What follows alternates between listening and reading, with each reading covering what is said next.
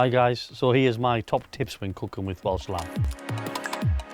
Tip number one, you need to speak to your butcher or your supplier and get the best. You want to be looking for someone you trust. My butcher knows exactly what field the lamb's come out of, and you kind of want the same thing. You don't want to just buy anything. You want to make sure it's had a good life. You want to make sure it's been looked after. You want to make sure it is the best lamb you can find.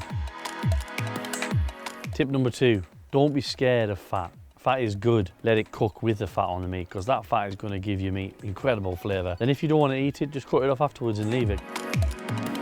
Tip number three, temperature is a good thing about lamb. We don't cook above 100 degrees in the oven. It's a nice, slow, controlled temperature. It might take a bit longer to cook, but the end result hasn't been too stressed. It hasn't been blasted with loads of heat, so then you get a much tenderer piece of meat.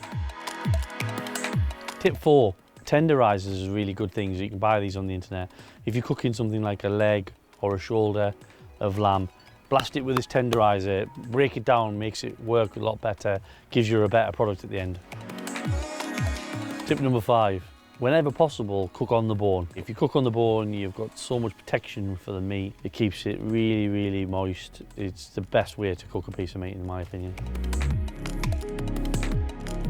Guys, don't be afraid when you cook on Welsh lamb. Have fun, enjoy yourself. It's a great product. It's so much flavour in it. It's so many cuts that in one lamb that you can have in so many different ways. Enjoy your Welsh lamb and enjoy yourself.